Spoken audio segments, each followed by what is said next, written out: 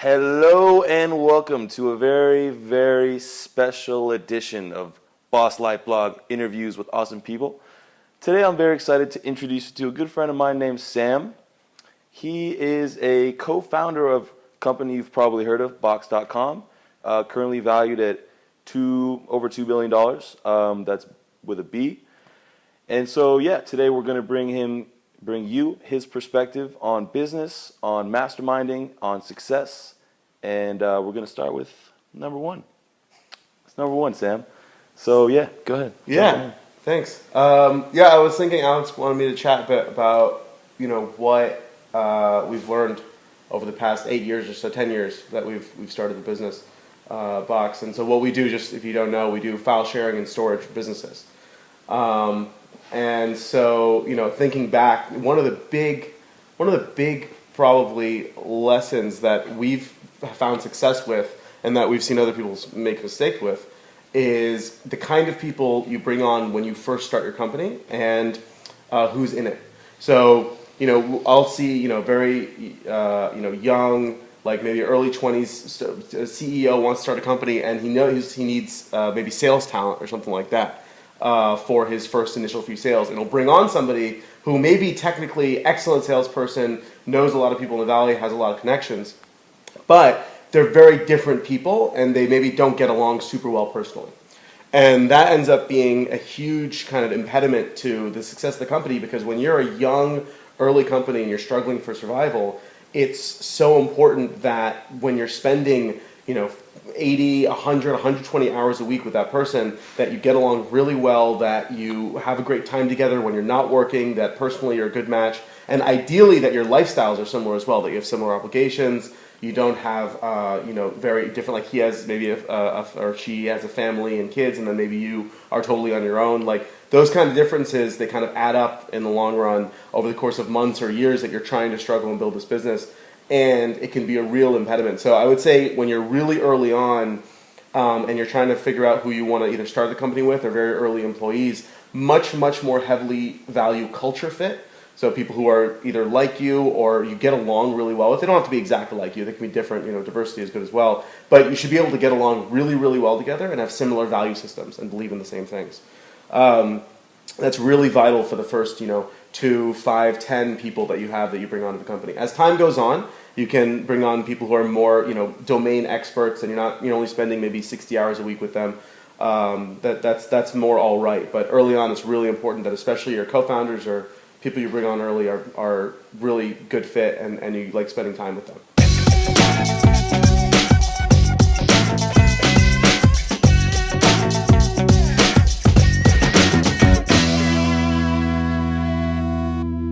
Cool.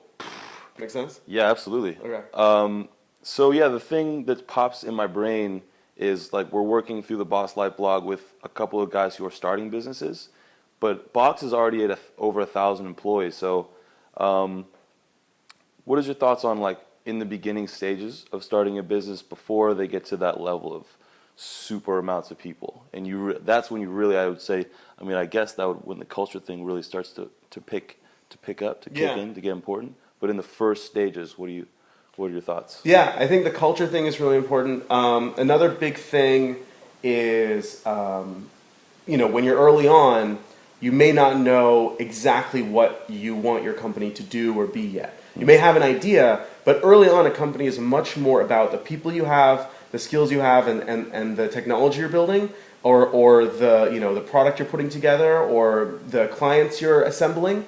That's the more important part. The actual service or product you're providing isn't quite as critical, because that, you're basically learning whether it's a valuable product or not.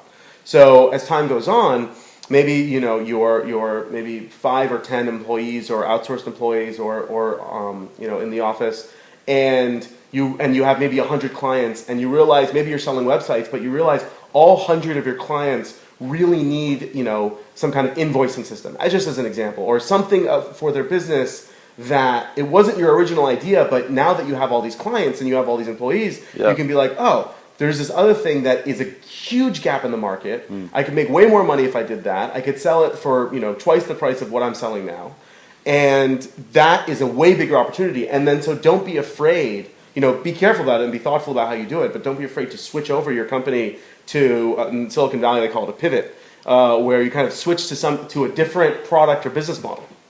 And using that approach, you may be able to then, it might be a little bit of pain early on. You have to support 2 products. Everybody has to work twice as hard for a little bit. But ultimately, you might be building a much more successful business, a much bigger company. And it's definitely something to consider when you're early on in the company.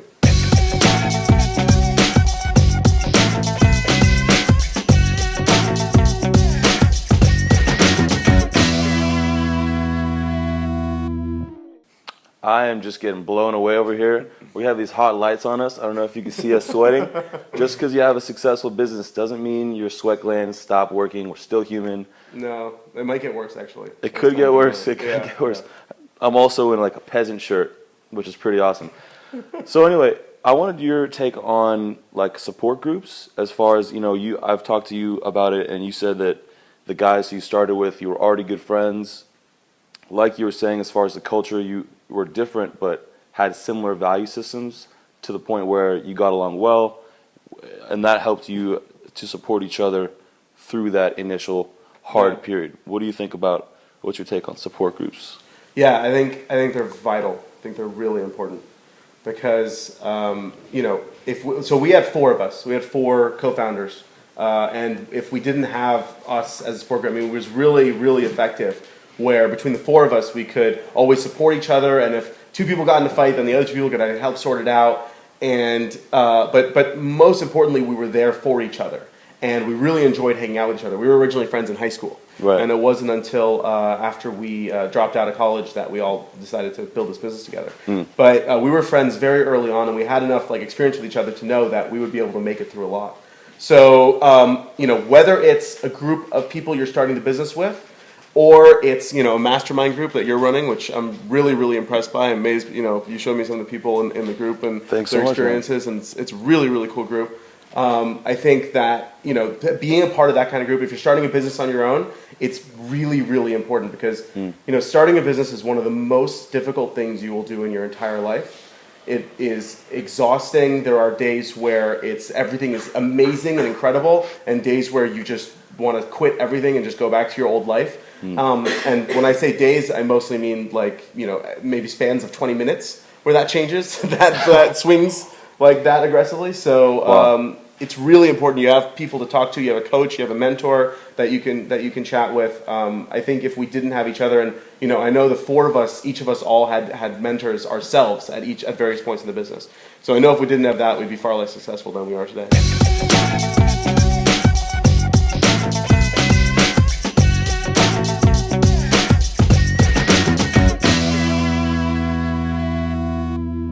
Finally, unless you have any other things you want to mention, one thing that I always notice is that the most successful people I know, they have this mentality, this mindset. It's a phrase we like to use called work hard, play hard. And so what are your thoughts on work hard, play hard as far as being able to, if you're going to work hard in your business, which you have to do if you want to make it successful, how important is it to take some time off to relax, to play guitar? Sam's a really good guitar player. To take a walk around a park or travel somewhere, take a vacation. How important is that to being able to then go back to work refreshed and being able to work better, more efficiently? Do you agree? Yeah, I think so. I think every person is different. Yeah. Every person needs a different amount of work and play. And the nice thing about having your own business is you can kind of modulate that, especially depending on the business you start. You can maybe modulate that to your taste or personality. But yeah, I mean, I know you guys are considering an immersion house or something like that. Yep. That seems like a really, really amazing atmosphere where you can have both, right? You have your cake and eat it too. You have an environment which it's very supportive professionally, sure, but also supportive of taking time off and taking a break and enjoying life, really. Right. Because if you get into too oppressive an environment for work, you never see the sun, literally and figuratively, then it can get quite exhausting. But if you don't take it seriously, I mean, it is going to be hard. So you need to be able to push through as well. So balance is important, is what you're saying. Yeah, it's really, really important to have both. Yep. If you play too hard, you're not going to be able to work. But if you work too hard, I think that when I work too hard, like I've had periods where I've just worked for, I don't know, weeks, or like doing this blog launch, like editing videos 3 days in a row, and my work efficiency goes down. Yeah. Do you agree? Yeah, we've seen the same thing. Cool. Sure. Awesome. So taking some time to relax, making sure you also are able to work hard.